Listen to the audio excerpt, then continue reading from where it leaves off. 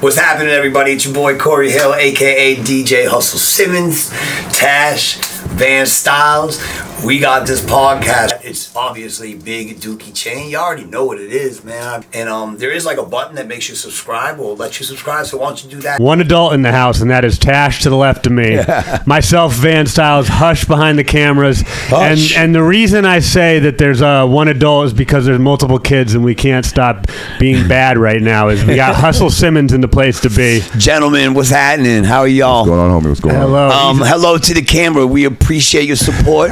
Thanks for checking out this episode, and make sure you subscribe because a lot of stuff's on the way and a lot of stuff has happened. See, exactly. We were joking that we're not going to have to do that. We're not going to have to ask the questions in the interview either. You're going to do both sides. Do you know how hard it is to get people to do drops like correctly the right way? You must know how hard it is because they're always awkward with it. You just bust it right up. When it comes to getting drops from artists, which for anyone watching who's not in the industry, these are like shout outs or them saying your name. They're like, I can't do impersonations, but that dude does a bunch of impersonations, and a lot of radio DJs use it for drops. What's that guy's name, man? Ari Spears? No, he could do Jay-Z. Ari Spears. That's who it is? Jay Farrow. You're probably talking Jay Farrow. Jay Farrow. He's the best.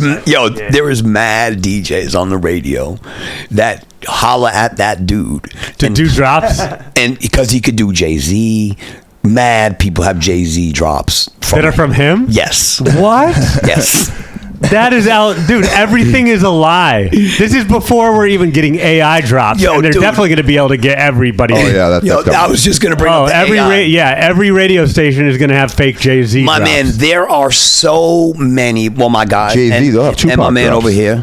I don't want to leave him out. He's running the boards, but he is part of our show and he is part of the conversation. Well, anytime we say either of your names, we're starting with both your names because it's Hush, Hustle Simmons, Hushtle Simmons. You go as Hushtle Simmons today. I have many various Hush names. There's been plenty of times where I'll meet somebody. You're not Russell Simmons. I'm like, I know it's Hustle Simmons. And the funny thing is, but let's get back. I want to you're jumping all around. No, I wanted to get back to what you were talking about with the fake drops. Okay, yeah. Sorry, I got ahead of myself. Sorry, guys. It is such a starting when I started, right? Let's just keep it a buck, right? Say what year that was. I'm an OG. I started doing this. Started on what, too? That's right, okay. So people know who you are and what you're from. People are like, yo, who the hell's this dude? How come he doesn't have the big dookie and he got a small one? Oh, shit. Pause. No, sir. No, but that is a fucking fantastic point. We got a dookie chain for you here. Yeah. All right. Here, this is like knighting you. It is a honor to be able to lace you up with the Big Dookie. To be able to lace up Hustle Simmons with the Big Dookie chain. This is a dream come true for me. Whatever. Understand, I was WERS 88.9 at night. Yeah. Looked up to you, bro. I mean, as the god. So can we tell people where people in Boston might even know you from? Like originally from? Just not even, originally if you want, but you're jumping so far ahead. I want people to give context of why you know that there's fake drops. How would you know that? First of all, I'm going to tell you where I'm originally from. There you go. Start there. Her name is Lois. Oh, thank you. Okay, that's her first name. Perfect. Dorothy Mantooth was but for real, let's take it from the top. Like I talked to you guys before we hit record on this. I have never in my life done an in-depth interview with anybody. Which is insane to me. So this is an exclusive. I mean, I don't want to, that's what it is. It's an exclusive. Hush. Yeah, drop that thing. Right. I mean, if people that are watching want to say it's exclusive and you guys want to say that, then I'm cool with it. No, but it sounds like it really is, though.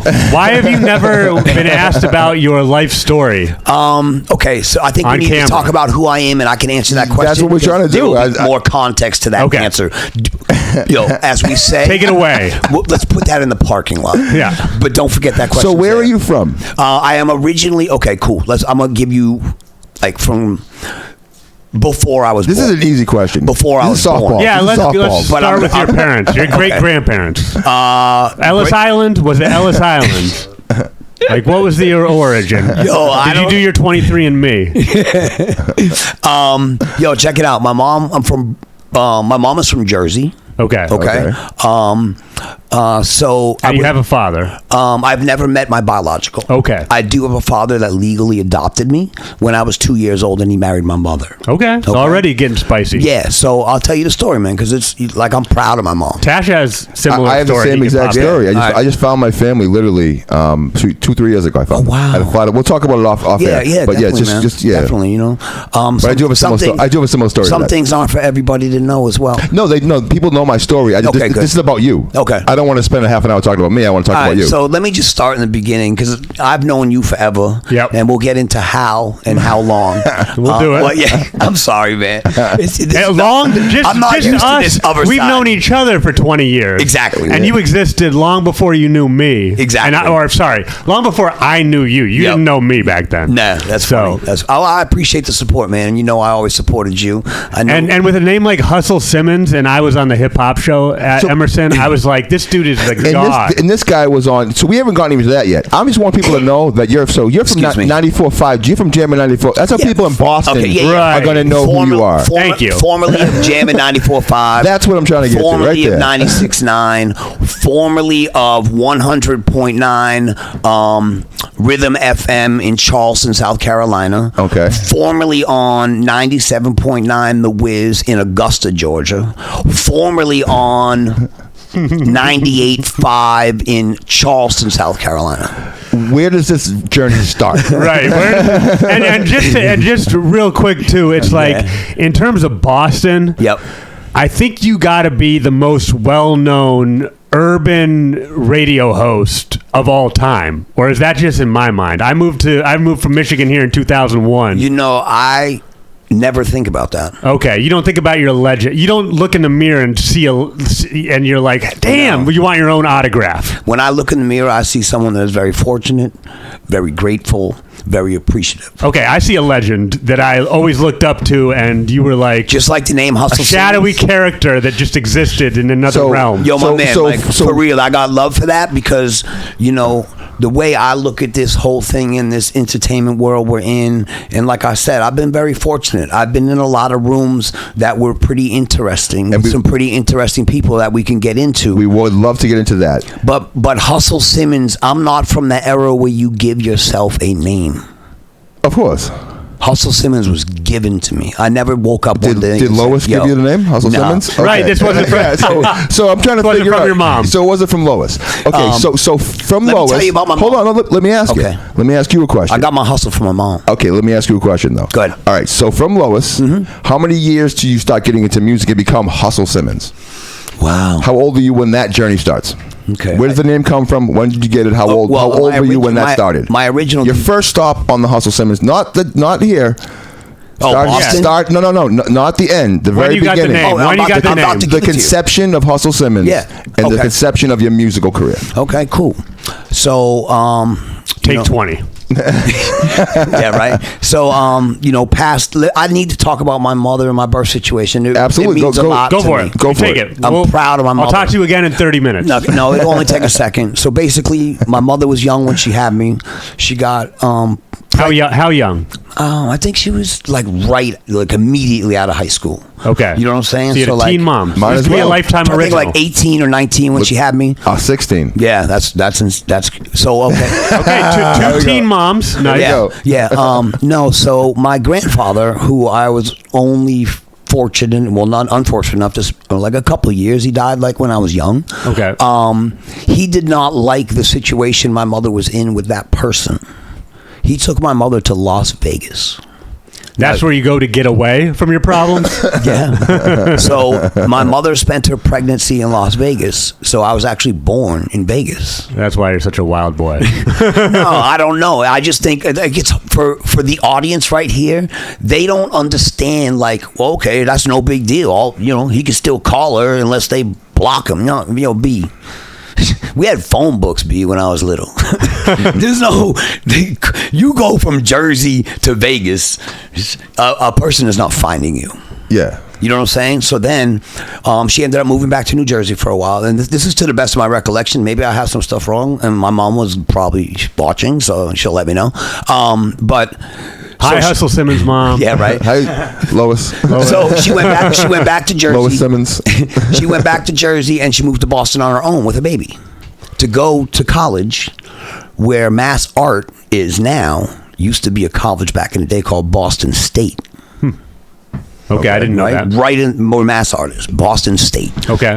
So she basically did 4 years at Boston State.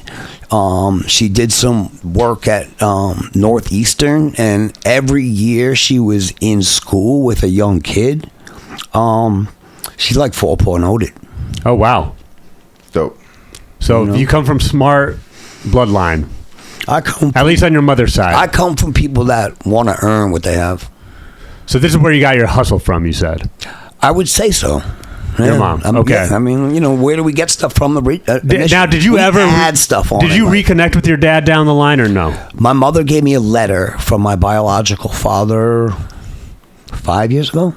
Oh, wow. Yeah. Not sure where that is anymore because I never opened it. Oh, wow. I'm not mad at this dude, but my life is my life. I have somebody that put up with my ish forever. Yeah. I was a wild kid. Wild. I mean, I believe. Yeah, you have the type A, and I'm looking at right. me. I got two type A's. Yeah, in exactly. Here with me. So like I wasn't down with authority. I was 100% down with people trying to tell me what to do, what I can and can't do. Like when I went to college, they're like, "Hey, you want to stay in the dorm?" B, are you kidding me? You're going to tell me who can come visit me? Come on, man. I'm getting a house or an apartment. But is college where you start yes. to? So where do you take this hustling ability, and how? Like when does the love for music start? When does the love for records start? I mean, you could say what hustles you had as a kid leading up to this. Yeah, you want to know my first job? Yeah. My first job is G. Boom. I was like 10. All right, I grew up in Brookline. Shout out to anybody out there in the area that also knows G-Spin. We grew up together. Okay, nice. Yep. Because he's the other one. Yeah. the So big like name. with my family, I have a younger brother that's from the father that adopted me. So he did his thing. Like he got into a relationship with someone with a young kid, but then so he put up with my stuff. So opening that letter to me would have been. I look at it as disrespect to the person that raised me. I mean, it's your life. You can look at it however you want. Like I have dad. So like, there's no. I have zero. I'm sure you brought it up to him. To your. What do you mean? To my. Stepdad. I don't call him. Nah, he's your dad. Your dad. My dad. So you brought up the letter. In fairness, no, it was given to me by them. Both of them together. Collectively. Yeah. There's no. I mean, we're a hip hop show. I don't want to dig too deep into this, but I do want to give you this little piece of just pushback. Yeah, go ahead. Because I have the same story. We'll talk about. Not that I don't want to talk about it on camera. Yeah. Everyone, you can say it quickly. Everyone knows. Understand. I mean, everyone knows my. I found out I was adopted when I was 14. Okay. It took all the way till about 4 years ago, doing 23andMe. I eventually found my cousin. I haven't talked to my mother in about 25 years. Okay. So my mother is estranged from me and all that shit as well. Yep. 23andMe, I did that. I finally found a first cousin. Had to reach out to them. Didn't get a response from them.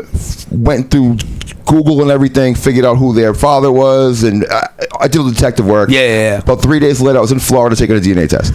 3 days. Wow. Yeah. So when I found the guy, and then I flew. It was out. important to you, man. Of course. That was about 40 years old when I figured that out. Okay. I got the results back from him. He was my father, biologically father. I never talked to the man again since. Okay. About 2 years, not because of me. He doesn't accept me. But I still went and found all my cousins. I've been to Florida a couple times now. My nephews, my nieces, And the reception from that part of the family? Amazing. Oh, good. Amazing. I mean, my aunt who's right there next to him. Okay. She just passed away 3 days ago. Her funeral is 3 tomorrow. days? Yeah, her funeral is tomorrow. Damn, bro. So I'm going up there with my cousin. I'm going to go meet more cousins and more nephews and more nieces and shit like that. So like, there's no real way to deal with this. Yeah. Sometimes you want to rip the weather up. That's fine. Some people don't. That's fine. This is like all like a personal thing. Yeah. There is no fucking. No, there's no right. There's or no wrong. cutout way that you do this. Not at all. This is like, how do you feel?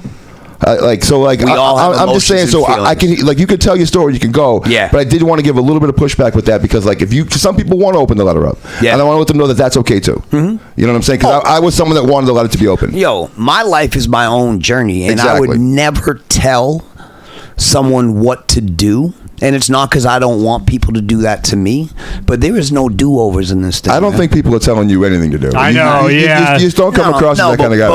I've asked you a question 9 fucking times. And I can't even get a gut. How did you get your name? I thought my name or how I started. Okay, so let me go. You pick one and you answer whatever the fuck you want. How I started. Okay. I grew up in Brookline. I went to Brookline High School. I went to college at the College of Charleston in Charleston, South Carolina. Okay. I went on a Division I baseball scholarship. I was going to say, because you sound like a Charlestown guy. No, this is Charleston. I know, but you sound like you look and sound and have like the fucking demeanor of a Charlestown guy, you know? Hey man. That's bank robbers and fucking gangsters and shit. OG motherfuckers, man. The town. Yeah, that's the town. Yeah, you don't fuck around with those guys, man. Yo, my man. You guys are funny. But hey, if that's what you don't see this? What? You don't see that in yourself? You don't see that you're like there's like a Boston look. Okay. It's like a Boston sound. It's like a Boston look. It's like a and depending on where you're at in the city, to a certain extent. Not really. You know who Slane is? Yeah, of course. Slane has a Boston look to him. Yeah, no question. So don't you? Yeah. All right. Okay. You have a Boston demeanor, a Boston sound. Am I wrong? Am I wrong here? No, you're right. Okay. You have a very like. If I can't imagine many people don't know you're from Boston. Like when you're other places. Yeah, I think people. Yeah, I think people get that. Yeah. Okay, that's what I'm just. Yo, Boston. This is all compliments, my man. Yeah. Well, I appreciate it. But He's like, I hate these fucking Boston accents. No. Yo, man, I respect everybody how they talk, whatever language it is. But it's more than that. It's like it's just the whole it's the whole thing. Yeah, but that's Boston. That's how they know you're from there. That's what I'm saying. You know what I'm saying? Like, it is. We are. You know. Unfortunately, a lot of people that are in our city don't get a chance to go to another city, like yourself. The way you traveled around, like a lot of people don't have that opportunity. Oh, you have it on Facebook, huh? Never done it. Yeah. Well, you talked about going to Florida and visiting people. Like, yo, there's not a lot of people. We have a lot. I don't want to say there's not a lot, but there are a lot of people that don't get to experience that. Oh yeah. For me in South Carolina, in the years I was in there, yo, bro, it was straight African American or white, and it was team white and it was team African American. And then you get a white boy from Boston that comes down, yo, and you end up on the radio down there. Yes. They were just so confused. They didn't know what to do, so they did the wrong thing. My brother ended up moving down there when he was younger to stay with me, and he ended up going back because of the treatment he received because of the way he lived his life. But okay, but like your career though, you have an amazing career. I want to touch on your career because let's do it. That is what we want to talk about. We are right there. We're right there. Yes, we are. So you're in Charleston, South Carolina, and the name Hustle Simmons comes in South Carolina. Nope. You already have the name Hustle Simmons? Nope. Okay, so let's keep walking us through. Okay, cool. Getting warmer. Yeah. Like I said, so music has been something that has helped me through a lot of times.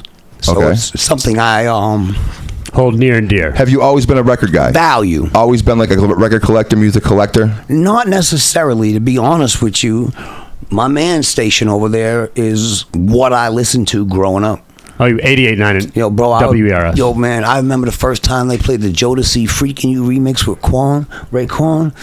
Bro, like that was the days where you were like, had your finger, you had record on your boombox, and you had the pause button down, and you sat there like this. Yep. And as soon as you heard something, you don't know, because you didn't record the whole show, right? Because it was only, you had 30 minutes on the side of a tape or 45 minutes on the side. That's where it was actually helpful for DJs to say what was coming up next. Yeah. Thank you. That's a service to me with the boombox record. Cats are hanging when you tell them what's up next, and your show and that station traditionally is known for like real music. But then you'd have those motherfucking DJs like talking over the first like 30 seconds of the fucking song. Yeah. You'd be like, no. Yeah, right. Cal is the only one that can get away with that. Shout out to Cal. He wasn't around back then. No. Okay, cool. So I'll fast forward to the career. I was infatuated by the music business. I was never a DJ growing up. Okay. My goal was to work at a record company. I had a friend of mine whose cousin worked at Jive Records, right? And I would see him often. What year is this? Because Jive was is this Spice One Jive? Jive was the shit back in the day. It was. So like this got to be early 90s? Yeah, they had like 89, 91, 92, those they years. They had the artists on it. Yeah, Jive was the shit back in the day. Yes. Yeah. Very much so. So I don't want to say infatuated because that sounds a little, I was very interested. I felt this dude's vibe. I liked the way he carried himself. And to me, that was like, wow, that's what that industry is about? Like, this is dope. I want to do that. Right? I never, ever in my entire life ever had a thought to do radio or be a DJ. I enjoyed music. I enjoyed listening to DJs. I can't name our famous creators of DJs. You know what I mean? Of DJism? Yeah, right? You know what I mean? Like, I know people that I paid attention to, and that is no disrespect to anybody that knows how to work, DJ or host. Yeah. Work turntables or, you know what I'm saying? But like, I mean, I definitely checked out Ron G because of his creativeness. You know what I'm saying? And now Ron lives here. I didn't know that. Yeah, he lives in Boston. Okay. In the Boston we area. We got to get him on the show. Yeah, I got that for you. I got that. I would love that. Thank you. That right there, you know, I look at people that have survived in this industry, whether they're on your side of the couch, my side of the couch, or just involved in the industry, that are able to last a certain amount of time. You have to carry yourself in a very specific, intentional, cautious way to be able to survive in no matter what type of entertainment you're in for that amount of time. What that says is Ron G and other people, maybe you guys will say it's me, that hold that trait. But like, if at any point on that ride, this career could be a roller coaster, like what you do and what happens in the career, but you as an individual and as a person need to remain straight. Yeah. If you turn your personality and the way you carry yourself into a roller coaster where you turn into an asshole because now you're popular, you know what I'm saying? Yeah. And you're not humble. Yo, I am nobody unless people supported me. Now, we were discussing real quick off camera, and we didn't get into it, but yeah, of course, all the legendary artists you've worked with and what it is like meeting someone. You were saying, you know, when you're interviewing them, when they need something from you, when you need something, like the different circumstances that you could be running into, like these famous people. Yeah. What have you noticed?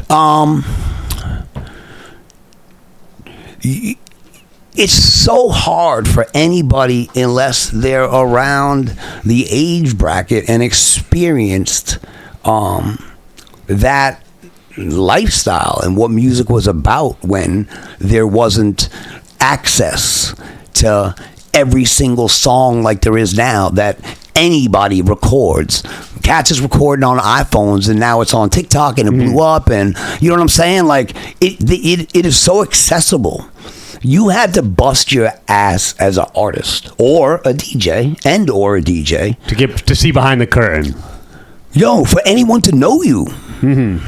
B, there wasn't like podcast. There was not. There wasn't even the internet, dude. It wasn't even like. So how do you even like on something like that? How does one even go from being like, okay, I don't want to be a DJ to now all of a sudden like you're on the radio in, I would assume, South Carolina. Yes. Okay, so how does that even go from like I assume the hustle in Hustle Simmons is what got you from there to there. I mean, how does one even do that? How old were you when you started on the radio? And back then there was literally what like 5 radio fucking like when you picked a genre of music, it wasn't like you could just start a podcast or be on internet radio or cellular. There was like fucking 10 stations. When it comes to a format back then, as far as like hip hop, every city had the same situation. Yeah. They had one station that has been there forever. We call that the Heritage Station. 94.5. Yes. Okay. Yes. Yes. And then you would look at your 97.7 or something. Yeah, when hot. You know what I'm saying? Yeah, you would look at that. And it's the same situation in every market that I've been familiar with, is you have, like I said, you have the heritage station. Now, a lot of people don't know like how radio gets to you when you're in a car or a house and how that actually gets broadcast out. That is done by a tower. People see cell phone towers now, like, oh, look at it, that's a cell phone tower. Nah, 90% of them have something to do with broadcast, and you're paying to get on their tower. So it's kind of like everything is done by wattage. The more watts you have, look at it like putting a speaker in your trunk. Yo, you got 12s back there. What kind of bass you hearing? Nothing. Now you put a box back there with double 18s. Now you can hear it, right? It's no different than a radio station. So all your heritage radio stations have a gigantic tower with the unbelievable amount of watts, right? So say JAMN, I forget what it is, probably like 50,000 watts, right? And so 50,000 watts is going to rock me in New Hampshire. It's going to rock me, might reach part of Maine. Now we get Rhode Island. You know what I'm saying? So you got Mass, almost all of Mass. It goes a little past Worcester. But you definitely got like Nashua, Manchester listening. Everything from a little past Worcester in. And you got like Providence. Right? So the problem is whenever someone comes in and tries to compete with that station, they do not have access, or the money, I should say, to be able to have a tower with that much power. So is it only one tower, like per station? Yeah, some of them will have. Dude, it's like it was the internet extender prior to the internet. Yeah. Right? Yeah. So now I'm getting what you're saying, but I'm trying to picture. It's 94.5 one tower, or is it a series of towers? And then they have backup, but they also will have some transmitter that will feed it a little further. Okay. You know what I'm saying? But it's just money. It's just money at the end of the day. It's money to get further. Buying the more invisible money. real estate. Auditory real estate here. What in life is not about money, my man? You're Hustle Simmons. Tell me. Let's be real. Everything. You're the one rocking all the chains. Everything comes down to money. Yeah. Oh, yeah. You know what I'm saying? I mean, absolutely. Everything. Have you told us where the name came from yet? No. Okay, cool. So I always want to be a record promoter and work for a record company. So I said, well, damn, how am I going to go about doing this? You know what I'm saying? Like, that's what I want to do. But I don't live in New York. I don't live in LA, or Atlanta, because that was the beginning of Atlanta music, or the down south movement, I should say. Which we want to get into as well. 100%. We have to, bro. So I ended up. No, all right, quick. I'll get to where. Hustle Simmons. All right, let's get to the actual like where radio started for me. So I said, I played on a baseball team, and I was definitely the outcast. I'm in South Carolina. Kind of. Let me say baseball team, you mean minor league baseball? No. At college. Oh, okay. College. Yeah, college. Okay. And I was getting stretched one day by one of our trainers. I would never lie to anybody about me. I just don't lie. Period. Like, it doesn't make sense. We don't lie. You got to accuse you of lying. I know. But you got to remember if you lie. But right. So she's training me. She's stretching me. I'm on my back. She's stretching my hamstring, and I'm the only dude on the team that's rocking hip hop. Okay. If you feel me. Yeah. You know what I'm saying? And I had told her, because I spent a lot of time with her, because she would stretch. Really cool girl.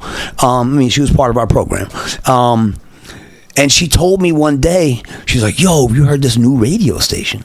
Right, because in Charleston, South Carolina, it was Z93 Jams. That was JAMN 94.5. Okay, you feel me? Yep. And then so this new station had been around, but they never played hip hop. And they started playing hip hop, and the girl told me, "Yo, you need to check out this station." So I got in the car, I turned this radio station on, right, and I'm like, "Yo, this is it. This is the music I've lived to, and I'm in South Carolina, and I'm hearing like stuff that I grew up on. This is back when, I didn't mean to interrupt you, but this is back when, just for context, hip hop wasn't on the radio yet, or barely was on the radio, and not like it is now. Is what I'm trying to say. Now, hip hop is fucking everywhere now. Well, hip hop is your top 40 now. Exactly, but then it was not. So what year was this? I started doing all this in 96. 96, okay. Yeah, so exactly. Hip hop is we're just barely getting to teenagers. We're just teenagehood in hip hop itself. Well, back then, there was no format called hip hop. That's what I'm trying to get to. It was called urban. Yeah. Exactly. So, and there was urban stations and there were urban AC stations, which would be your urban AC, if we look at Boston, is kind of like 96.9. Okay. Throwback type stuff, right? Not as hip hop oriented with throwback stuff, but that's the best way I could probably, If you listen to JAMN, you hearing stuff that came out 5 minutes ago, where 96.9, you're hearing some stuff that you can sing every word to. Exactly. So boom, she tells me about this station. I was like, word? Where is it? And she's like, yo, it's in West Ashley, which is a part of Charleston. Charleston's kind of, to me, it's a mini Boston. A lot of history, little areas. You know what I'm saying? Yep. I said, word, I got on the car, listened to it, right? We used to practice in Mount Pleasant, which is across the bridge from Charleston.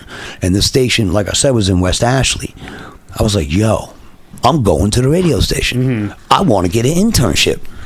Yo, bro, I showed up in that joint with baseball pants and a T-shirt. And said, who do I talk to be an intern here at the radio station? Now, shout out and rest in peace to William Bill Saunders. This was his radio station. African-American man, black-owned radio station back then in South Carolina. Yo, he was the man. Crazy. Right? Rest in peace to him, but, he was all down with the civil rights movement. This dude was very respected.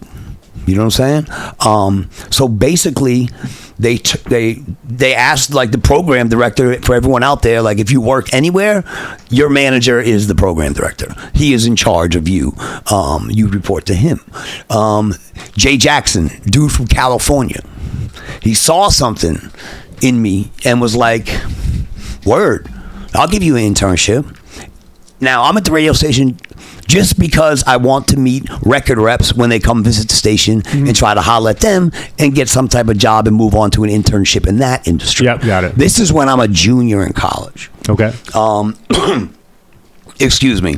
Long story short, I doubt that. Huh? I doubt that. No. I'll give you the short version. Okay. So I ended up doing an internship, and they had me do an internship with this guy, because I want to give props to all the people that were there. Yep. His name is Sherrod. He did middays, and that's a shift late night TV, you guys know that, and middays, afternoons, that is a time period in the day, and that's how it's verbiaged in radio. Sherrod. And now keep in mind, this is an African-American owned station, 100% African-American staff, whether they're behind the mic, part of the business, or whatever. A lot of family is involved, sales, one daughter does this, one daughter does that.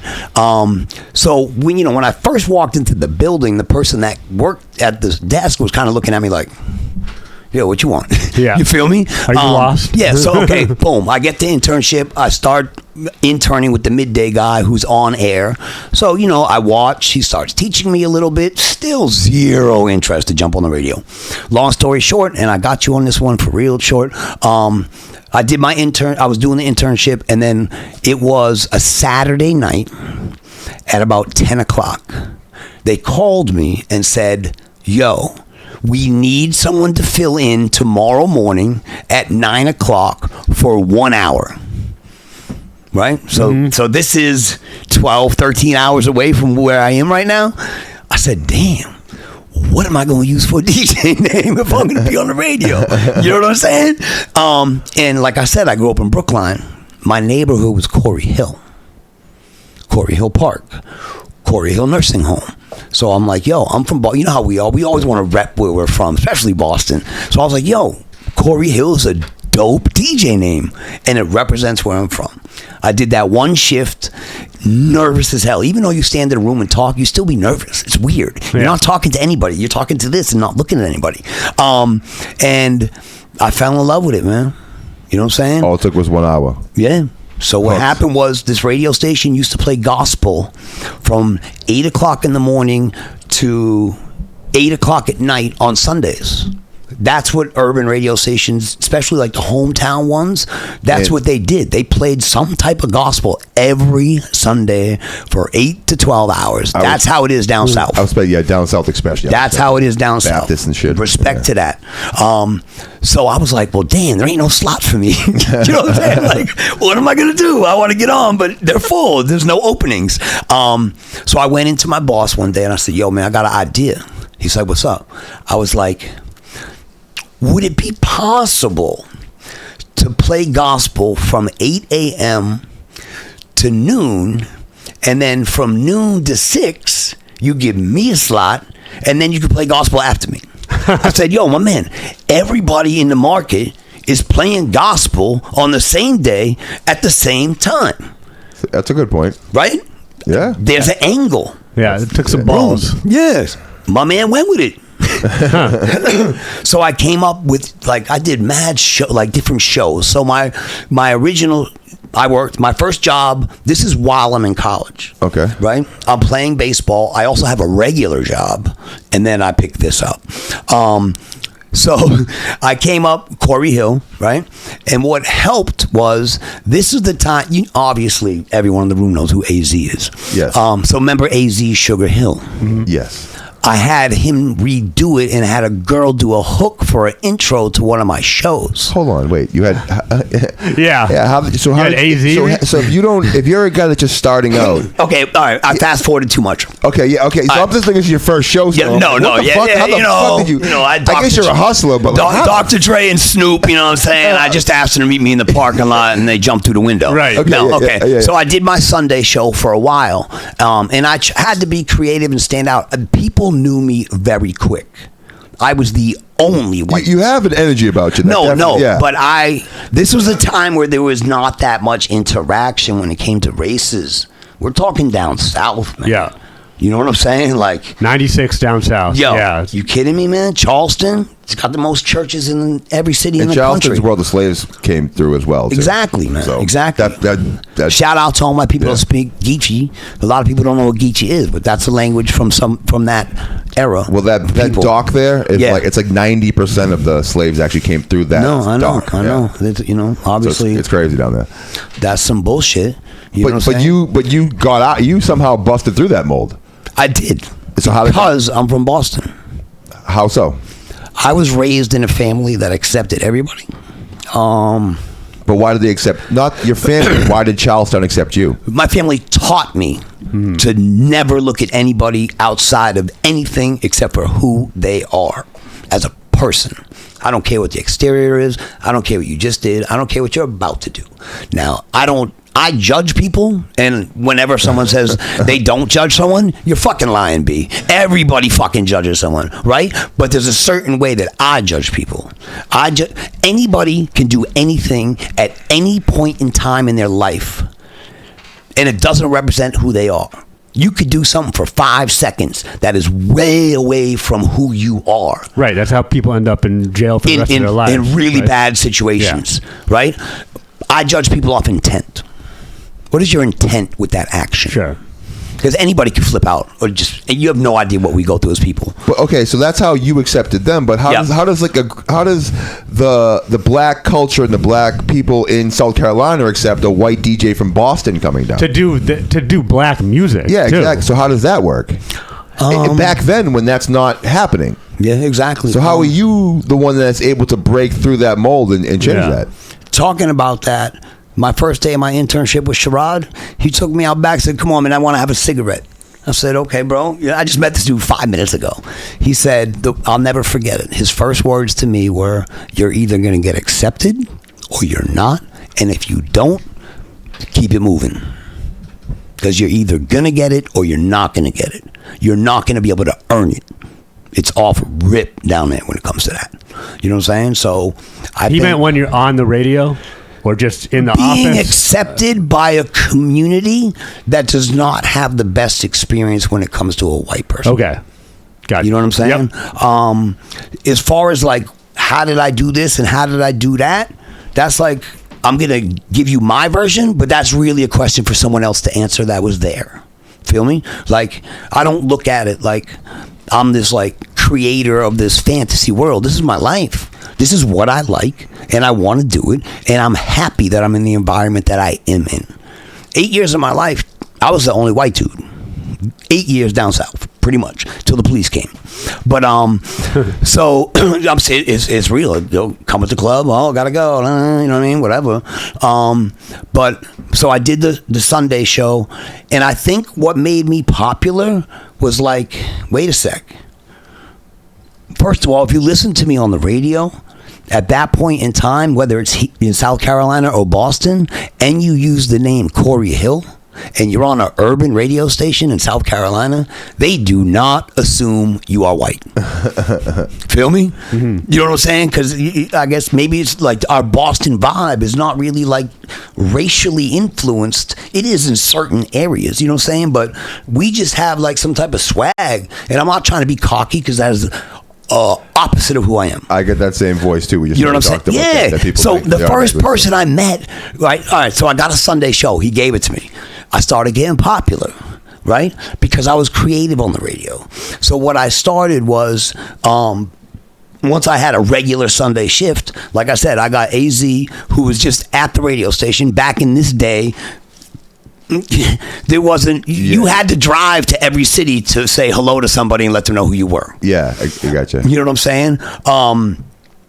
So I went to a remote, which is like someone pays you to go to their business, and you call in on the radio station, or you have the radio station truck. Yo, it's Cory Hill. I'm down here. Da da da. The first person I met fell down when she found out who I was. It was a grandmother. Oh, because you were white? Yeah, it was a grandmother. It was Walterboro, South Carolina, which is a little further out into Charleston. Yeah, okay, big difference. So, big difference. So, I was like, yo, all right, I'm kind of getting popular, but I need to have like my own thing.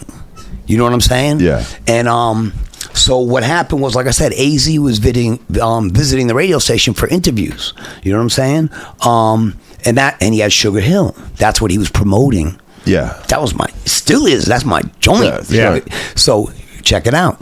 The hook, he says what he says, but the hook to his song is Sugar Hill, baby. Sugar Hill, baby. Boom. I'm going to get a girl to give me a drop. Right? Yeah. And I'm going to get Cory Hill, baby. Cory Hill, baby. Exactly. 100%. That's South Carolina. Anybody, if they address me, it's Cory Hill, baby, Cory Hill, baby. You know what I'm saying? Especially the girls. I mean, obviously. Yeah. But so and you had to do it like Miss Jones did it too, like with the whole like. It wasn't Miss Jones, but it was very similar. Similar, yeah. Yeah. And then I got a drop from the owner's granddaughter. Cory Hill, baby. Cory Hill, baby. A drop, it's a recorded saying that, so I can press it and play it whenever I feel like it.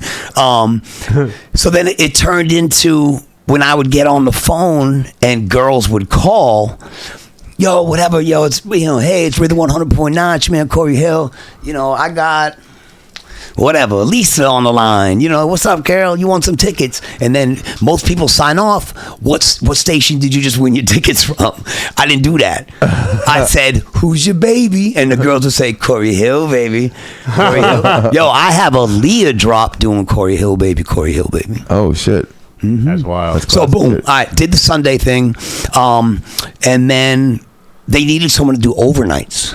So my overnights is midnight at night till 6 a.m, Monday through Friday, full-time job. Like, word, right? This is my senior year of college. Okay. So I'm working from midnight to 6. My first class was at 10.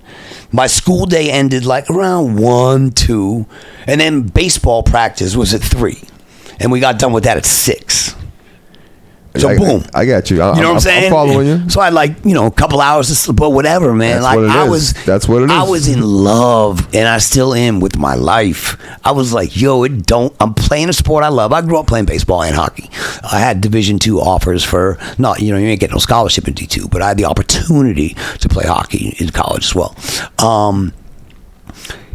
So it was like, I'm tired. Like, why would I be tired, man? Like, I'm doing what I love to do, and entertaining for people, and more importantly, being down there and being accepted by people is cool.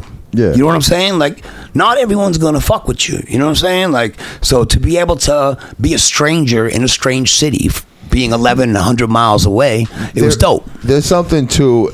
Also, just the elephant in the room is being a white person, especially in that era of hip hop when there wasn't white people really weren't. When we got into hip hop, there wasn't white people in it yet. Yeah. Now it's a big driving force behind hip hop, of course. But at the time, like, we were by far the outsiders. Way before Eminem, way before even Beastie Boys times. You know what I mean? Beastie Boys was third base was pretty much it. I was about to shout that out. Yeah, I'm on a song with House Third of Base Pain, we can talk about. But like at that time, to be accepted, like, by the hip hop culture, being a white person was kind of like a big deal and a badge of honor for what it's worth. You know what I'm saying? I always felt that way, that that I was allowed into the barbecue and into the cypher and like on the tracks, and I was allowed. I always thought that was cool. Yeah, no, and you had to get there by being, first off, being a hustler, and second of all, being authentic.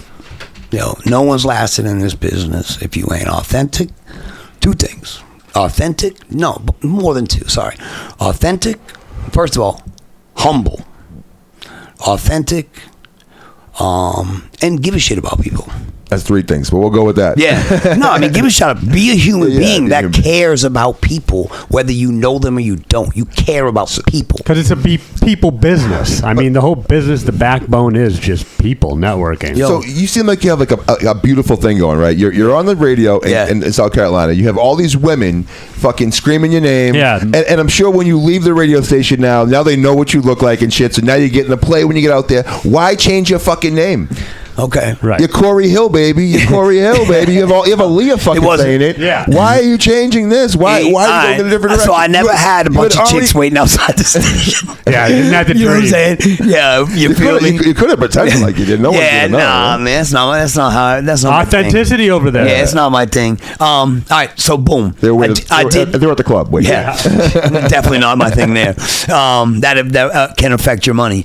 Well, you didn't have the Dookie Chain on back then. They wouldn't have known. Yeah. So I mean, accidentally the lights are gonna go off when the show's over, and I'm out with this joint. So you might have to buy a new one for your next guest. You're authentically Boston. I'm gonna be on IG Live, yo. That's from your old undergroundhiphop.com. That's when that's from. I know. Really? We sold that one there. Yeah. Wow. We got to get into that story too. All right. Boom. Let's move. Let's move and get to Boston. Well, I know you want to, and I'm no. Yeah. Dude, you're great. There's things that we want to get to. This is great. Yeah, there are things and I want you to have the the opportunity, but this is very special to me because no one has ever discuss the transition from Cory Hill to Hustle Simmons. Let's hear it. Exclusive to right now. Hit the blowhorn. Yes. Hush. Thank you. My small circle of friends that are in this one hand know everything. Okay, nice. We want to know. People that don't know me personally, that have listened to me on the radio, don't know. We only got about an hour and a half of this. We can have you back. We're going to have you back on. There's no way we're not going to have you back on. So just I need 6. I thought we was doing a deal for 6 episodes. Because you definitely need 6 hours. No, okay, cool. So I did overnights for about a year at the radio station. Doing a lot of remotes, broadcasting, making some paper because it's back then it was like you get $300 for 2 hours. Now up here in Boston, it's like $5 an hour to chill at T-Mobile and talk a couple times an hour. Like, yo, I'll give you a free jamming case. I'll give you a free whatever case, and I'm not dissing those radio stations. They are a part of who I am. Right. So I did the overnights for a year. Yo, bro, 1 week before I was graduating college, I shit you not, the afternoon dude, which is Monday through Friday from 3 to 7, and then, down there, and even in Boston, if you have a full-time shift, except for the morning show during the week, you have to work a day on the weekend, right? 1 week before I graduate, what's this dude do? Puts his notice in. I said, What? The universe was looking out for you. Bro, are you kidding me?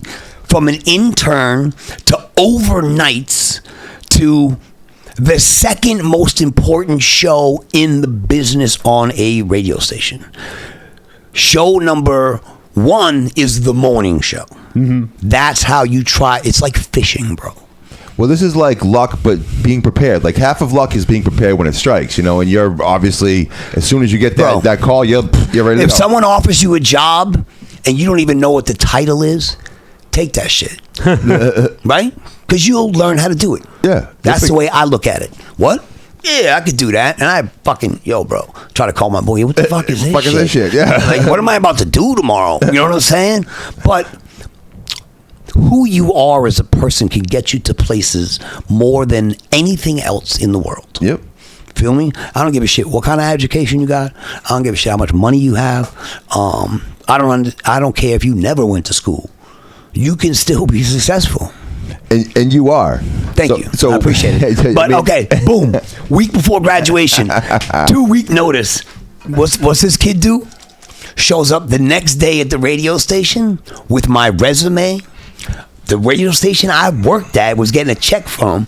Next day, as soon as I found out, next day, showed up to the radio station, suit, shirt and tie, briefcase with my motherfucking resume in it. First line, I am applying for the afternoon job at WPAL Rhythm 100.9. You know what I'm saying? Yeah. I got it. Okay. Dope. 1 week off after college, boom. I'm the afternoon dude now. And that's big. That's huge. That's huge, yeah. That don't happen like that. No. You know what I'm saying? No. Listen, internship is the only way. Fuck a broadcasting school, B. You wasting your money. Feel me? No disrespect if that's your business or whatever it is, but I am real and I am honest. That shit ain't getting you nothing. You might fucking be able to tell people what the fuck's on sale at like Whole Foods or something, but you ain't getting. Because you didn't need your degree at all. No, right? Nothing, bro. Yeah. I unfortunately did not pay attention to education while I was in it. Okay. I played baseball in college. Yeah.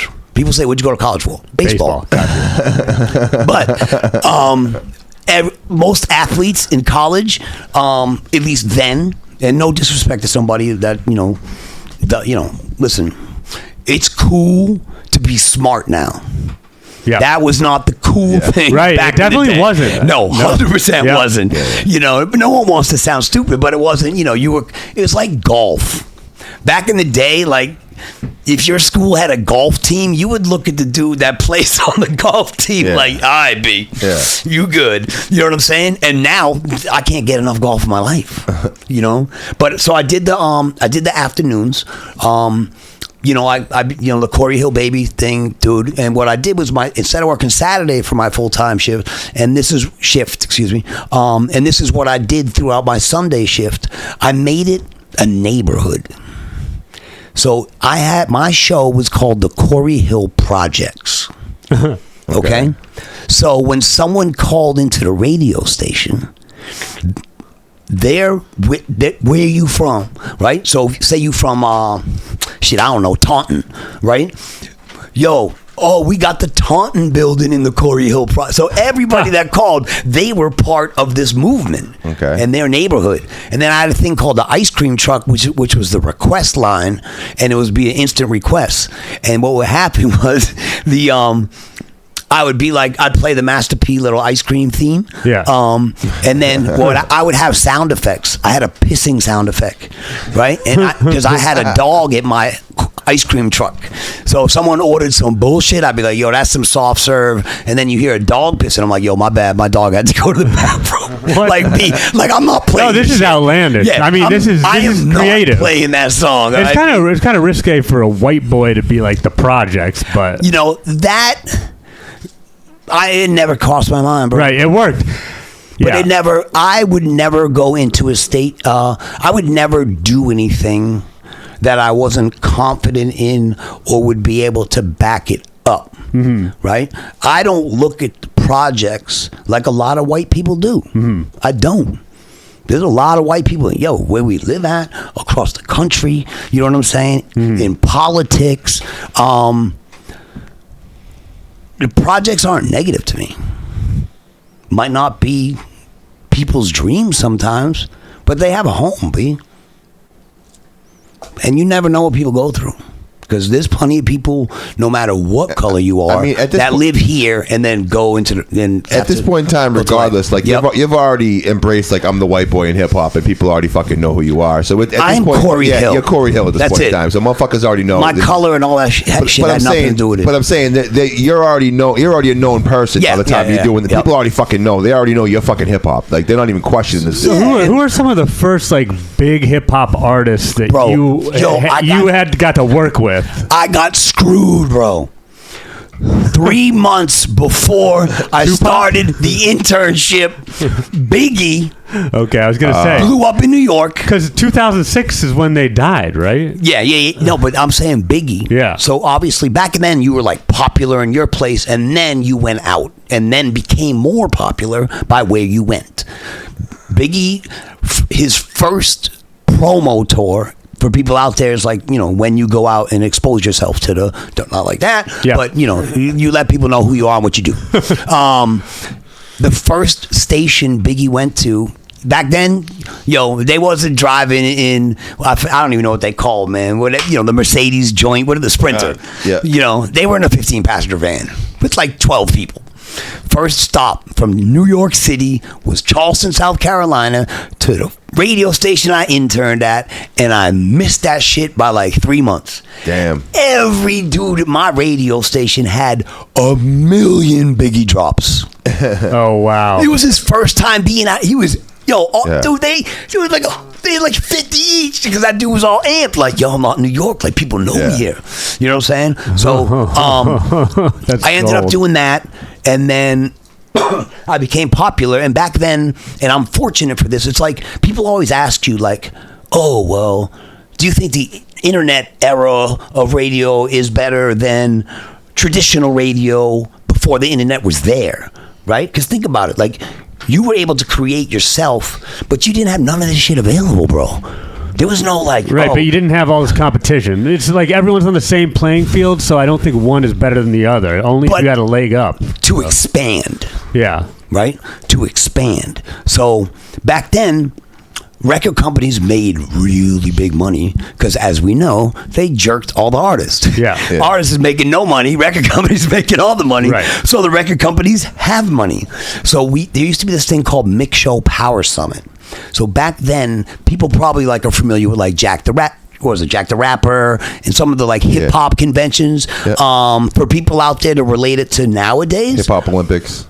Yeah. It's kind of like a festival. You know what I'm saying? Like Jack the Rapper is like a festival strictly for hip hop stuff. But Mix Show Power Summit was like a festival for DJs. Okay. We would go to Puerto Rico. We would go to Miami. We would go. I didn't go to the year they went to DR. And you would be at a resort from Thursday to Sunday with just DJs from the radio, and like back then, like your super big, mixtape or club DJs, right? Yeah. So you were at this resort, but guess who else is there for 4 days? The whole time at our same resort. Rappers, like, bro, not just rappers. CEOs, record producers. Jay. Yeah. M. Russell Simmons. Suge Knight. I got a picture with I had brunch with Diddy at the pool in Miami and on a Sunday, and I had dinner with Suge Knight same day. Okay, what was brunch with Diddy like? He was a lot different back then. You know what I'm saying? Like, you're just trying to distance yourself from the current Diddy. No, but it was his early stages too. So he had that. He didn't have enough money to be quite the weirdo yet. So what was it like with Diddy? What do you remember this lunch? I had more fun, to be honest with you. The lunch, I mean, there was a few people. I don't want to make this seem like it was a two-top table. Because it's Diddy. Yeah. There was. Right. It wasn't. I wasn't. You don't want to have been alone. But with I wasn't the only in any of these stories. But yeah. Okay. So you had more fun with Suge. Because I found Suge. Well, Suge, I had more of a. We had some one-on-one moments where. Okay, let's get to the whole concept. right? No, I'm saying, yeah. No, but about this. Yeah. Okay. Nowadays, when someone meets an artist, right? Say you're doing a meet and greet, or who knows? Someone just walked into some club and you were able to meet them. Yeah. Right? Nowadays, an artist is so sought after from so many different outlets when they go somewhere. Yo, can I get a drop? Can I get a picture? Can I get a podcast? Can I get a video interview? Can I talk to you, right? He's getting pulled in a million directions, bro.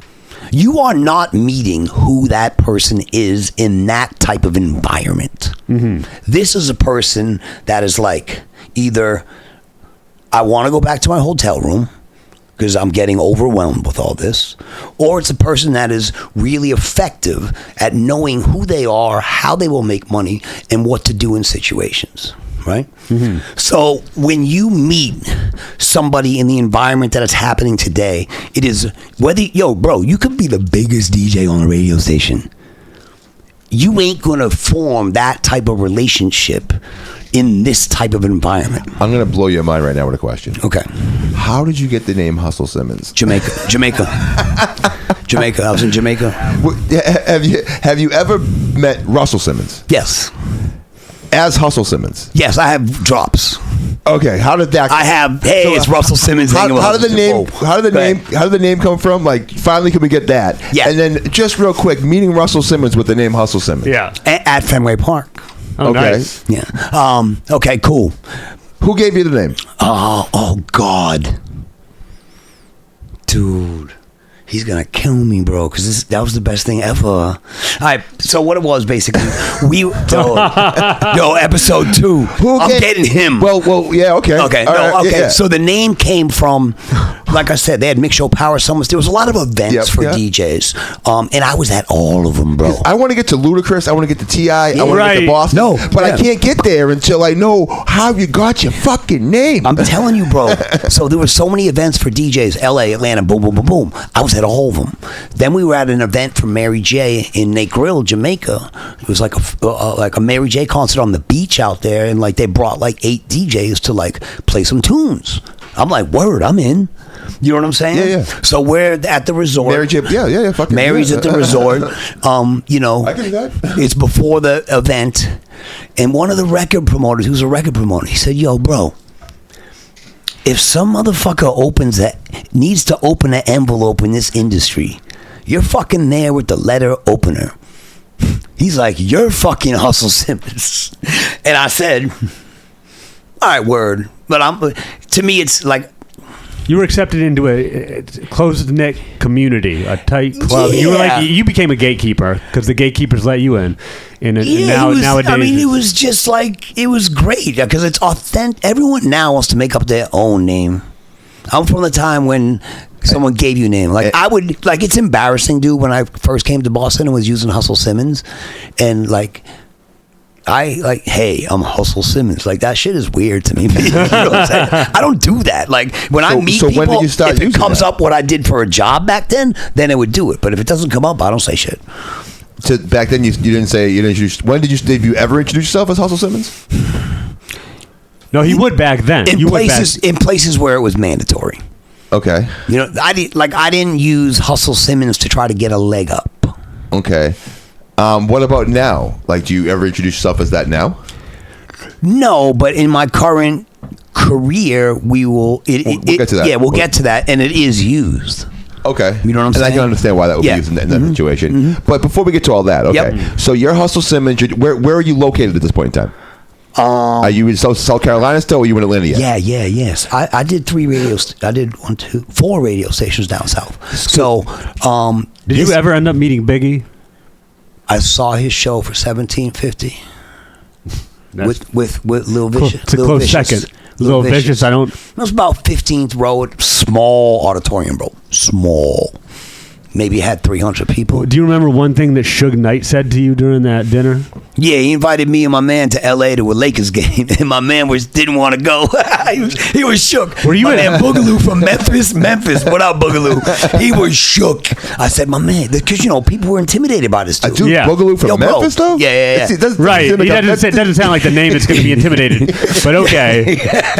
Yeah. So I'm intimidated by a guy named Boogaloo from fucking Memphis. 100%. Yeah. Anybody from Memphis. Really. Yeah, exactly. Fuck that. What's up, Boogaloo? Peace, man. Okay, so he invited you to a game. That's awesome. To stay with him in L.A. and go to the Lakers game. Yeah, I really courtside. wish you had done this because Okay. that would be quite Dude, the story. so do I. Did you ever meet Tupac? Did you meet No. him or no? Okay. Because did Tupac die? Was that 96 also? 96, yeah. Tupac was alive when I was starting my career. But he died shortly thereafter. Yes, I did not get a chance. You were coming up when Biggie East and versus Tupac. West was the big thing. Yo, shout out to Tupac and all his fans. To be honest with you, I like a couple of his joints. I respect him as a person. I was never, This is just blasphemous right now. Okay. No, I'm just saying, I never was a huge Tupac fan. All right, well, we're just gonna try to let that slide. Okay, all right. But anyhow, because we got Hush behind the. He's very.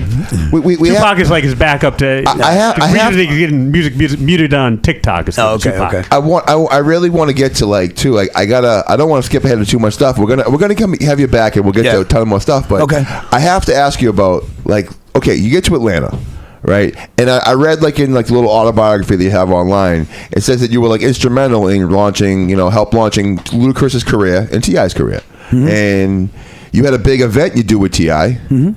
I'm sure people would love to hear about some of that stuff because Okay, it's cool. fucking, Yeah, it's cool. fucking amazing. So how let's does one change. First of all, let's change the word from instrumental in their career to supporting them. Okay. That's Okay. what it was. So, Biographies. Someone writes it for you and they amp it up. Yeah. So what were you doing with T.I.? So T.I., Jeezy, Little John, do you know Youngbloods. Do you know Albie Montgomery from Cheddar DBD? Yes. We had him in here last week because he was big in Atlanta as well, and he Jeezy, T.I., Ludacris. So I figured you guys must have crossed paths a bunch. So let me ask y'all a question. Who's the first artist in Boston that handed you a mixtape? Do you remember?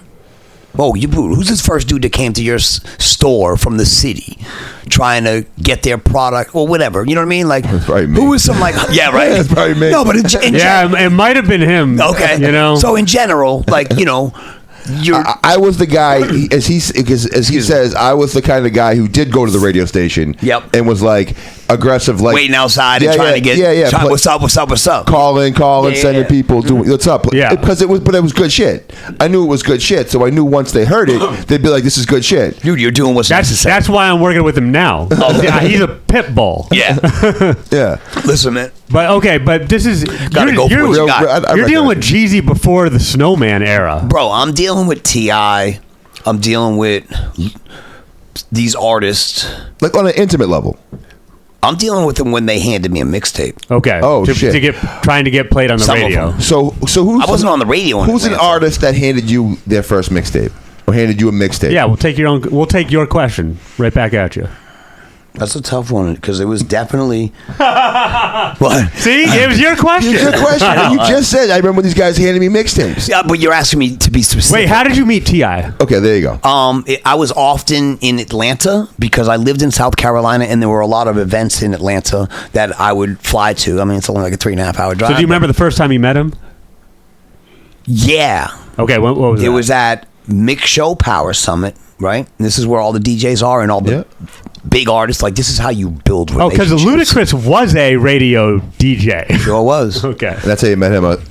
No, not on the radio. What's that with T.I.? Okay, cool. So Tip, first of all, he goes by Tip. Yeah. But when he got signed to the label, Q-Tip, so he had to change his name to T.I. But shout out to him because he's a great dude too. So the first time I met him was at the hotel at the resort. We were in Puerto Rico at the Mix Show Power Summit, and he, so a lot of artists would be invited to come, but there was an opportunity for some people to buy their way in, but not a lot. Okay. So no one really knew who Tip was. So he bought his way in. No. He was able. He provided for himself to be able to be in this environment. Got it. He took what he did serious and he invested in himself. You're a politician. You know what I'm saying? So, I met him, and you guys clicked. We clicked, and also when I was in the radio, when I was doing radio, like, I don't care, like. I was about your tune, like your show. You feel me? Like, I didn't. But you and him became close, though. Yes. Okay. Yes. So, like, later, before we left for that weekend, I had, there was ways to, like, record stuff prior to a laptop. And it was like a little, you get like a 4-track recorder. Yeah. So I would always bring one to this event because, everyone's there. Yeah. And so he did two songs for me. You know what I'm saying? Like, one was over Jadakiss Knock You Out. And he's not like a known artist yet. No. Okay, that's just trying to frame it. Jadakiss Knock You Out from a classic Jadakiss album. Yes, exactly. In my opinion, he says there's no classic. Let's not get off track here. We got to go. Yo, second one. Guess what BD used for the second one? Okay. 187, right? 187? Oh, from T.I. Yeah, he did another one over that beat. Oh, that's from the Deep Cover soundtrack. Deep Cover soundtrack. Yep, Deep Cover. Yep. 187 Go ahead. and Undercover. No, I just want to tell Hush the other battery's up top there if you need that. It's not the battery. Okay, just letting you know. All right, so go ahead. So T.I. Yep. So it was just someone I built a relationship for. I respected him. I liked his music. How much later does he become big? Maybe like 2-3 years. Okay. Is it safe to say that you're the first person that played his record on the radio? In Boston. Dope. Not in South Carolina, because I was in Charleston. Atlanta got all that shit first. Okay. Because that's where they're from. Yeah. You know what I'm saying? But go ahead. But do you still talk to T.I. today? I have a number in the phone, whether it's active and it's the right one. But nowadays, but you were pretty close to T.I. T.I. is like an enigma for some of us. If T.I. walked through this door right now, he would 100% call me by name. Okay, yeah. And you guys did like an event together. I brought. So my first station was in Charleston, which would be considered a city, South Carolina. So it's not some huge city. My second radio station was in South Carolina, but it was a Augusta, Georgia radio station because that's where the tower was. Okay. This is 97.9. This is an area where I believe where the actual physical radio station was, the population of that town, which was Barnwell, South Carolina, was probably about 2,200.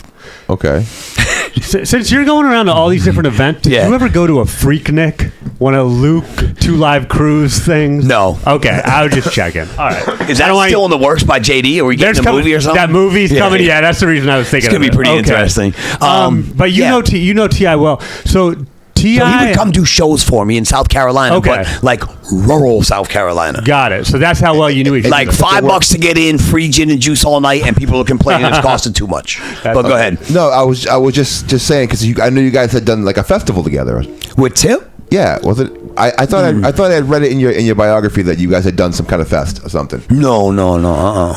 Okay, what is it? There's a T.I. I was supposed to work for him. There's a T.I. that's like popular in hip hop and who's a great businessman. Mm-hmm. There was also the T.I.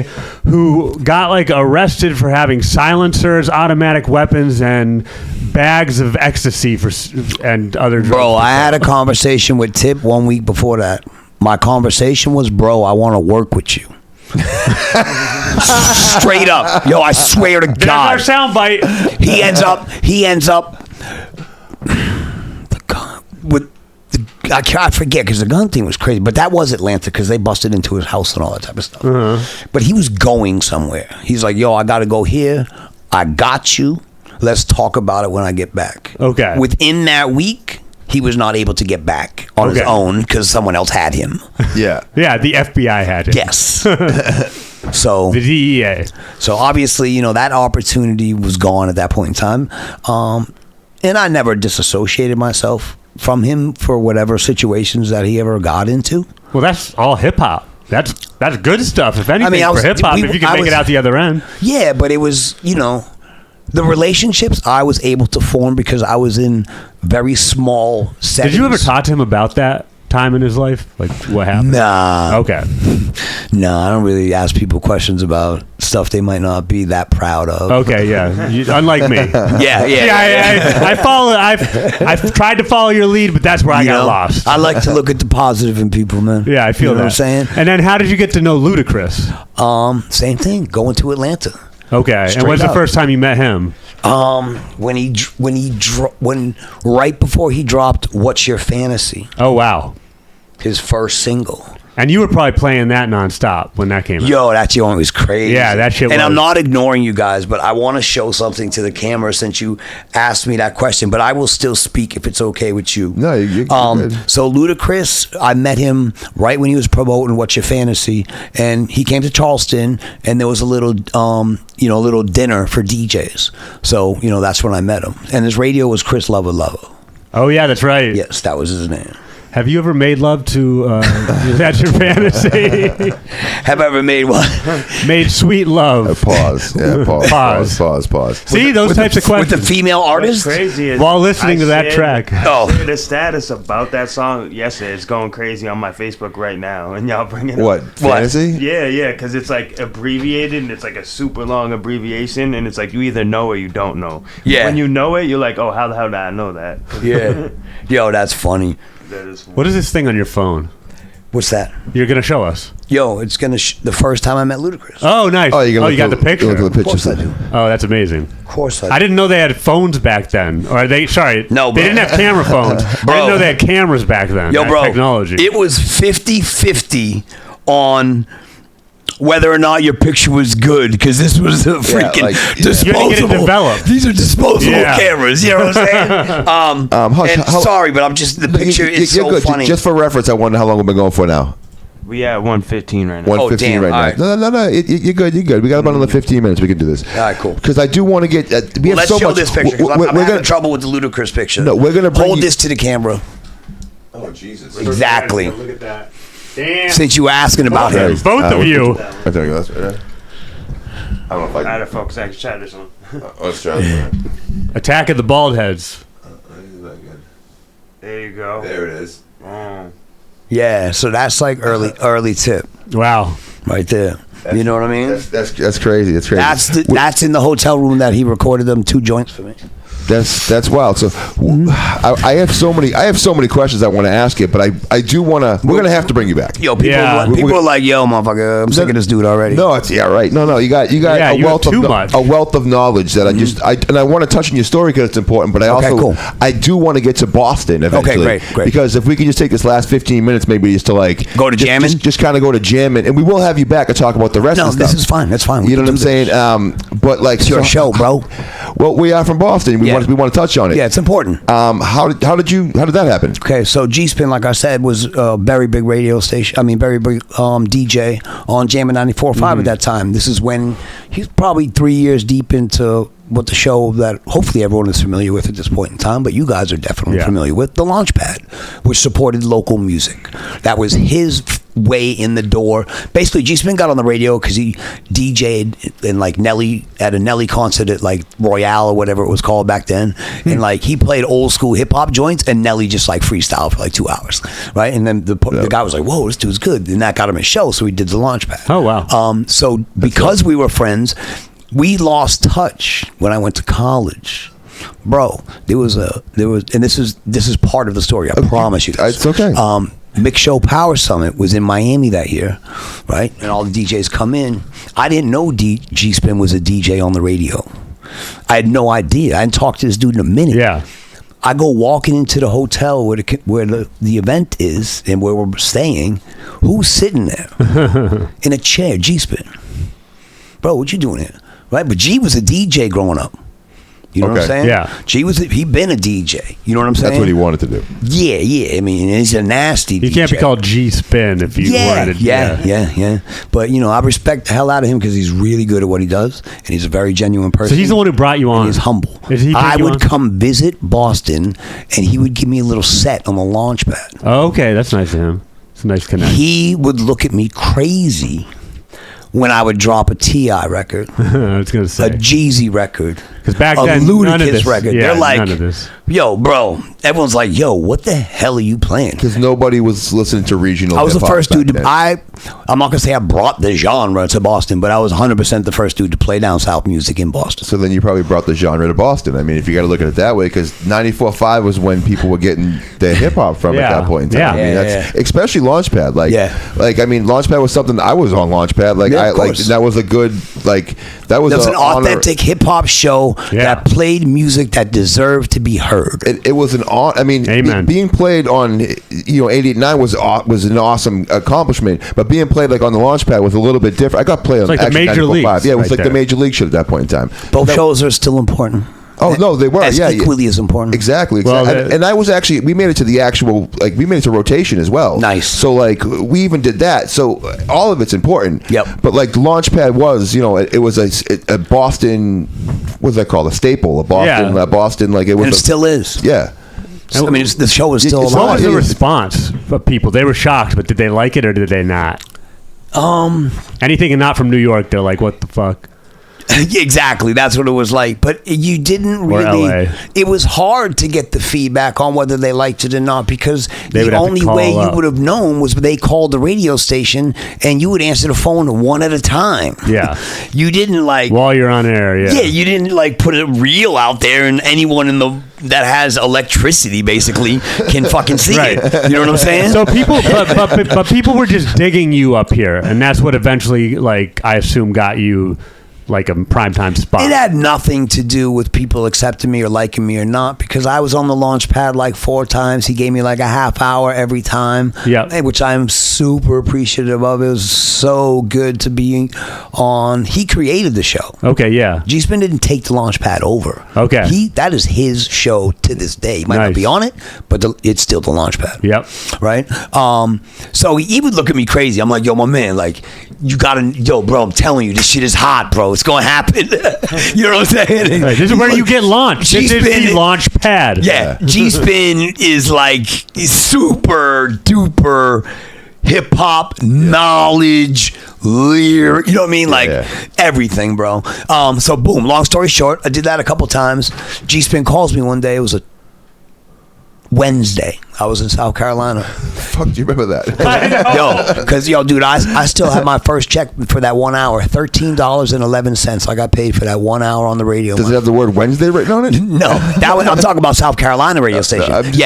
No, because I know it's important. It's part of the story. It's real. I mean, I'm just telling you. No, what's happening. I believe you. Right, so Wednesday, he's like, yo, JAMN's looking for a weekend person, right?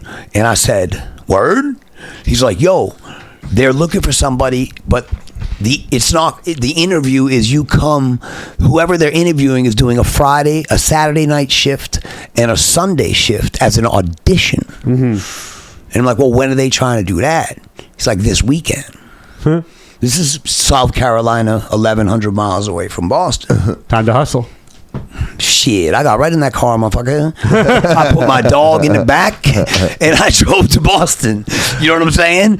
And I did my thing. When I met with them, Cadillac Jack, who, was a program director and like basically created JAMN 94.5, created 96.9, created the Breakfast Club. Cadillac Jack is super respected in the radio business as a great radio mind. Great person, unbelievable person to work for. Knows his ish. There is nothing. Anything he touches works. I respect the hell out of that dude, and I appreciate him having me on JAMN, and I appreciate him having me on Hot 96.9. Right. So boom, I do my Saturday and Sunday show, and I'm driving home on Monday. I call G, like, yo, what's up, man? Like, are they saying anything? You know what I'm saying? Like, but G at that time, he wasn't at the radio station in the morning. And I'm about halfway home and the phone rings, right? And I'm in the car. This is obviously the, cell phone. Was it? Cell phone or pay? No, yeah, we talk whatever. Right. Today I don't have an iPhone, bro. I'm the green. No, car phone. Oh, okay. Remember that? I thought you said iPhone. Like people hate me because I'm either what is it, a blue or a green dot if you don't have an iPhone. We can't communicate, but yeah, exactly, go on. exactly. So, okay, real quick. So I said, word, I'll take it. When do I start? Next weekend. Bro, I live in a house in South Carolina. Yeah. Yo, bro, I went and bought me I had a 5x8 trailer because of my parties in South Carolina. You're not showing up to some club. I'm doing parties where I got to bring the sound system, everything, my records, everything. You know what I mean? These are just buildings, bro. They're not clubs. Best part about learning how to DJ was learning down there because it's a different environment. Well, that's another thing we have to get into, but Yeah. we still got. All right, cool. So boom. We're not trying to push you through. Yeah. I packed up my shit.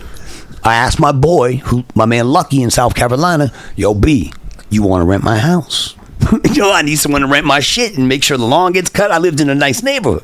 You know what I'm saying? Like, you can't be that dude on the block in that neighborhood with the 4-foot grass and fucking all types of shit going crazy. You know what I'm saying? Got a fucking animals coming out of the cracks in the sidewalk. It is what it is, though. But it wasn't. Yeah, I would get fined in where I lived if my yard turned to that. So if your yard looks like that, it don't matter to me. Holy shit, Hustler! You are so detailed with every step of a story. This is like insane. Yo, my man, I've never done it. I'm excited. I know you have been on the other end of the mic and way bigger platforms your the past 30 years. Yo, man, every platform is what you make out of it, man. I hear you. But you were the king of probably like Who is someone that you couldn't? Who is an like, interview that sucked? Okay. yeah, actually that Jeremiah. Jeremiah. Why? Because I interviewed him at JAMN 94.5.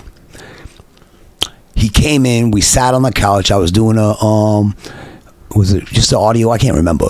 But we were in the lobby of JAMN. This is in Medford, and I was interviewing him. The label's like, "Yo, I'm bringing him to town. You want to interview him?" Sure.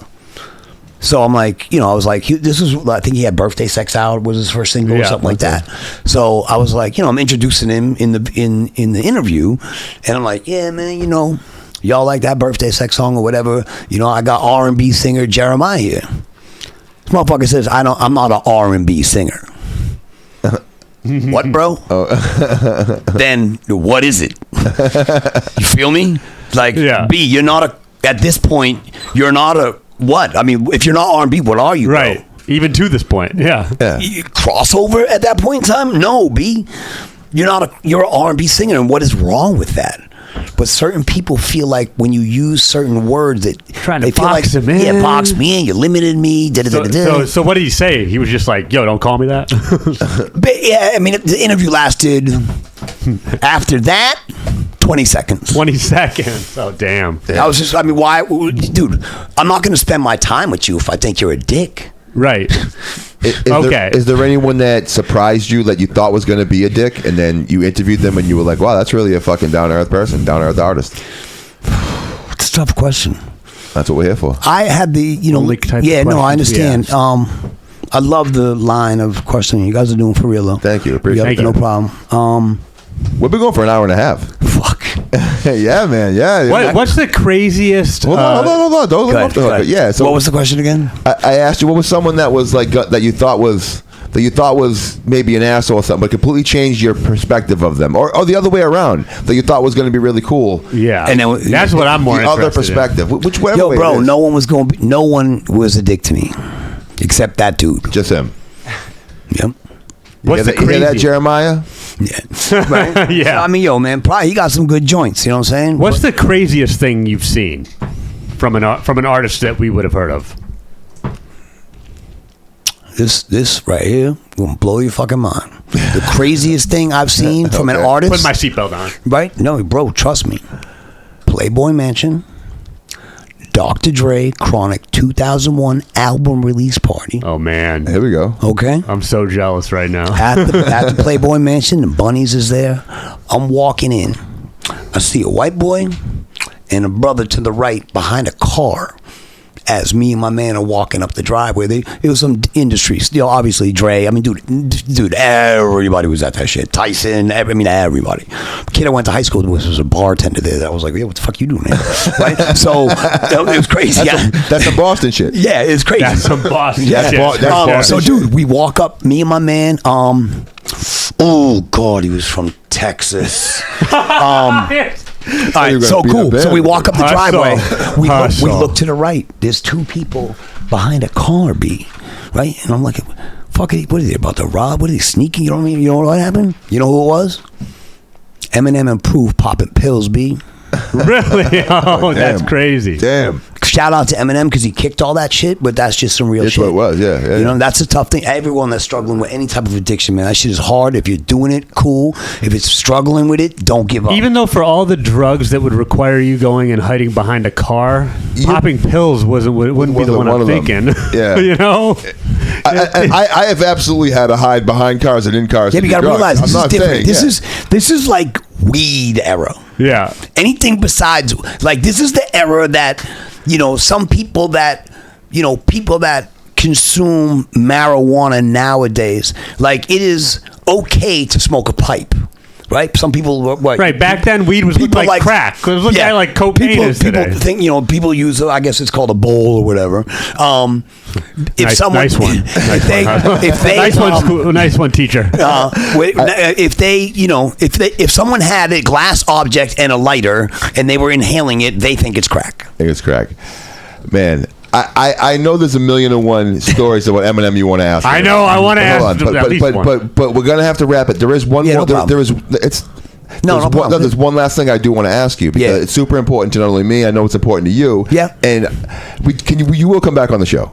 Will you? Whatever, bro. Because we would love to have you. But no, because we're almost going for 2 hours now. Shit. Yeah. No. It's just super interesting. I hope people are still hanging and watching. We're gonna cut this thing up into 1,000,000 pieces, and it's gonna be amazing. You know, this is, I want to keep going for 5 hours. Yeah. Unfortunately, that's just not our platform. Yeah. You know, and we can't. No. But I do want to know. So just going through the highlights. Yep. Okay. Hustle Simmons, radio station. South Carolina, Atlanta, T.I., Ludacris, Playboy Mansion, Dr. Dre, Eminem, 94.5. I can only imagine the stories that come on 94.5. We can have you in for an episode just of that. I gotta tell you a story about Master J. That's hysterical. G-Spin, Jam Master J. Shout we'll get Master to that. J. But I want Master J, not Jam. I want to give you the opportunity because what you do now, is so the transition of what this man from that to what do you do now? When I tell people this, they don't believe it. That's why I want you to tell us, man. I want to talk about this. I'm still reeling from the shock. All right. So 8 years ago, I decided to take on a new career. The reason I decided to do that was because I have done radio for so long, but when I woke up one day, I said, yo, when I leave, I don't want to be known for a dude that was on the radio, right? Music has impact. There was days on the radio where I know people woke up like, yo, I need to hear this dude to make my day. Not me, whoever. You know what I mean? But I woke up one day and said, you know, this club stuff's cool. You know, hanging with people is cool. You know, partying. And I'm not like a drinker or anything like that. So, like, it's partying when I say it's just like in the environment. I said, yo, people in Boston have supported me for 16 to 18 years on the radio. It's a long run. Yeah, it is. What can I do to help the city that has supported me for so long? And I don't have children. I always like kids. So I said, yo, I want to work in the school system in Boston. Dope. What I was going to do, I don't know. Hold on, time out. Before you say, hush, what do you think he does in the school system? What do you think Hustle Simmons does in the school system? Yeah, good question. Go ahead, bro. A teacher or what? Nah. Right? Yo, shout out to the teachers. That job, I think, is harder than mine. Not a teacher. Guess again. I mean, I know you ain't. I'll give you. No. Huh? So I'm gonna go principal. Guess again. You got teacher, principal. You definitely ain't doing no janitor work. I don't think so. Shout out to my janitors that keep all our buildings clean. But keep going, man. No, I'm not part of that Keep staff. going up. Just keep going. There's a few more roles, but I mean, you got superintendent, guidance counselor. Nope. This was fun. Do you want to tell them what your role is? I will give you, well, like, what I do is a little different than my actual title, but I'll give you what everyone can associate with. It starts with a D. D, huh? Ends with a N. And in between the D and the N is a E and a A. Oh, dean. Yes, sir. All right. So wait, to become a dean, do you have to teach, like, or did you? No, get straight you. to that? You don't need to, bro. My first job. My first job. right? Yeah, Crazy. I Yeah. definitely wouldn't have guessed that. I like forgot it. bro. I just wanted to give back to the community. So what does the dean do and what do you do? Bro, my first job at Dean, I do a bunch of stuff, man. I am a teacher. I'm not a certified what teacher. What school are you at? One in Hyde Park. Boom. Okay. Yeah. And I started at one that was in South Boston. Okay. But my first job working with kids, Home for Little Wanderers, at a residential school with children with behavioral issues in Walpole. From there, I went to outreach. I didn't like that job. I had to do 90 days before I could transfer. That was not the place for me. What I had to do for a job daily was not something I enjoyed. Then I went for the outreach. I was an outreach worker, a vocational coordinator. I would get kids internships that we would pay them for, that lived at this facility or people that lived at home. And I was a parent coach. I would observe interactions between daughter, father, daughter, mother, whatever the home situation was. I would go and spend time with them. I wouldn't tell someone what to do. I would just kind of observe and figure out a way that whatever hurdle they are struggling with to be close can be music. Right? No different than music. Music is what brings people together, and that is what attracted me to music. Especially the hip-hop music. The way that has been able to break barriers and break walls down.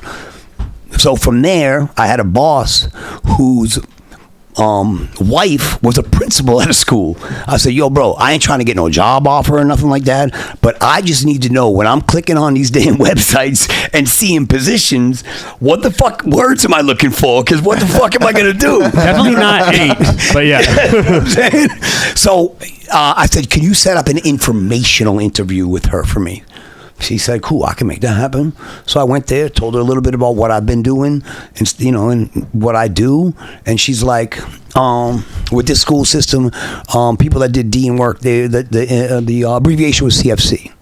So she's like, yo, I see you as a CFC, right? I was like, word. So I started applying to CFC positions in that district, right? And I had like one and when I apply, go to the website, fill out the application, be the knucklehead with 8,000 million people that press click that need a job. You know what I'm saying? Yeah. So what I did was I picked some schools that I know the neighborhood, because I feel it's necessary to know where you are and what people that come in that you have to help go through, that are willing to share what they go through. It's very important to have that relationship so kids will share with you. They trust you. Went in for the interview. She's like, CFC, boom. So there was a school in Brighton. I got an interview there because what I did was Tuesday I applied online. Wednesday, I had the 4 schools that I applied for. I had my printed resumes and my cover letters and just walked up in each building. Dope. What's up? Can I speak to, hold on, so-and-so, And if you don't know it, secretary word sounds crazy to me, but the human being that is working that position to greet people, they run shit. Don't get it fucked up. They're the ones with the access to the person that makes the decisions. You know what I'm saying? Yeah. So, I just carry the self, I have energy and, I think I'm come across as hopefully a very positive person. So she said that and I'm like, word. So this one school that dropped off the resume, I got a call an hour and a half later talking about, can you come for an interview tomorrow? I said, word. Then the woman, you know what I'm saying? Then the woman that told me what I should be looking for, because she's like, yeah, unfortunately, I don't have anything available. This is so fucking hip hop. Yeah, right? I was like, word. And I was like, I got a teacher. I'm like, I'm up in that bitch. Like, what's up, motherfucker? Yo, who the fuck's here? Like, this hip hop is fucked. No, but bro, you have to, there is... No matter what you are doing in life, there is competition. I am not the only person that wants to do that job, but I am the person that wants that job and will get that job. You know what I'm saying? No, I get it. So what happened? So boom, I was supposed to have an interview the next day. The woman had nothing available during my informational interview. She calls me that night. Hey, how would you like to be a cluster substitute? Okay. That is, you are a building substitute. Okay. Right? We're familiar with schools hey, Harry, we're missing somebody. Can you come on down to the school and work today? Yeah, I'll come. How much? I was a full-time substitute teacher. Right? I got no type of background. Yo, bro, I didn't pay attention to school. I'm to be honest with you, pay attention, learn some shit, because when you become an adult, you will be in some conversations and be embarrassed because you have no fucking idea what the words mean, and you have no fucking idea what the fuck they're talking about. Straight up. I don't think you're wrong.